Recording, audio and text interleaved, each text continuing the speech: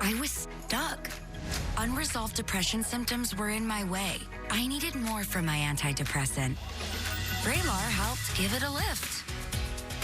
Adding Vraylar to an antidepressant is clinically proven to help relieve overall depression symptoms better than an antidepressant alone. And in Vraylar clinical studies, most saw no substantial impact on weight.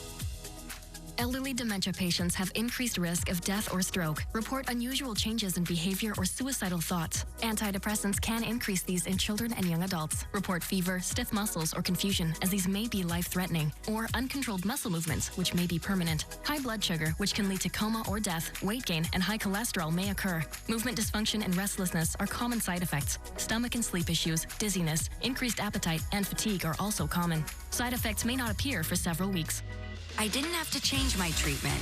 I just gave it a lift. Ask about Vraylar and learn how AbbVie can help you save. Hey CoverGirls, let's be simply ageless. With America's #1 anti-aging foundation and the skin-loving hyaluronic complex for instant wrinkle reduction and healthy glowing skin. Simply ageless from easy, breezy, beautiful CoverGirl.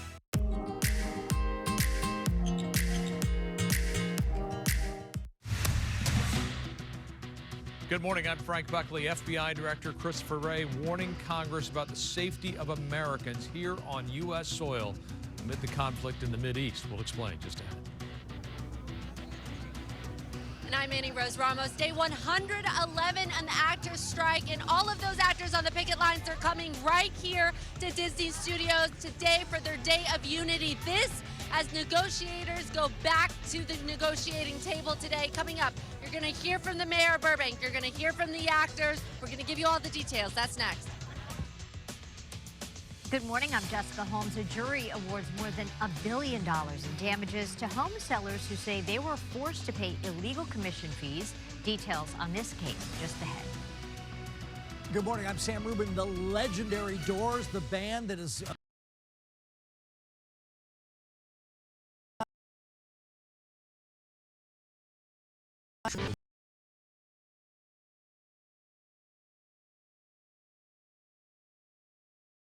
Cool. The weather's going to go right over the next couple of days. We will see a gradual cool down heading into the weekend at the beginning of next week, but mostly clear skies for today and tomorrow in the morning hours. After that, the marine layer is going to start coming back, and that's what will cool down our daytime highs, but warm up our overnight lows.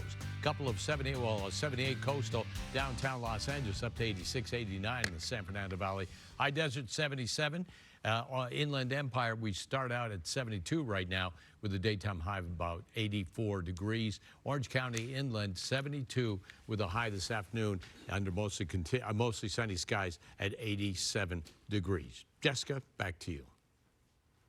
Mark, thank you. FBI Director Christopher Wray says Israel's war with terror group Hamas is raising the risk of a terror attack here at home.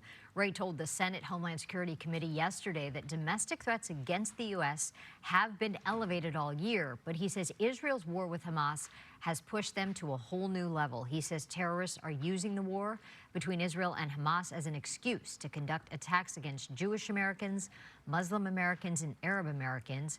Wray did not mention any specific threats. Some foreign nationals and injured Palestinians are being allowed out of Gaza this morning. They're crossing into Egypt at a packed border crossing. It's happening for the first time since the war between Israel and Hamas began. KTLA's Eric Spillman in the newsroom reporting for us. Eric, good morning. Morning, Frank. Since this war began 26 days ago, there's really been no way for anyone to get out of Gaza. This morning, for the first time, a few people have been allowed to leave if they have foreign passports. We heard yesterday that the borders will be opening at 7 a.m. So we came here hoping to leave. We have a little hope to leave and save our lives. That woman you heard from was a Canadian national who was able to leave Gaza this morning through the border with Egypt, along with several hundred other foreign passport holders. The U.S. and Qatar helped to broker a deal to get them out. American citizens have not been part of that group so far, but could be allowed to cross the border possibly later today or tomorrow. Also this morning, 80 severely wounded people were moved out of Gaza by ambulance. They'll be treated at hospitals in Egypt. As part of the agreement, Israel wanted safeguards to make sure Hamas terrorists were not able to escape. على سطح المنزل لا تستطيع النزول. This morning, for the second straight day, Israeli warplanes struck the Jabalia section of northern Gaza. Just like yesterday, the Israeli airstrike hit a densely populated area. It flattened several apartment buildings. Rescuers dug through the rubble, pulling out men, women, and children. Hamas and hospital officials say hundreds were wounded and killed. Israel says the operation targeted underground tunnel networks and destroyed a Hamas command center. The Israelis say they also killed Hamas leader Ibrahim Biari, who they call a key planner of the October 7th massacre in Israel that left 1,400 people dead. Earlier this morning, I spoke via Zoom to Israeli military spokesman Peter Lerner. He says Hamas is using civilians as human shields.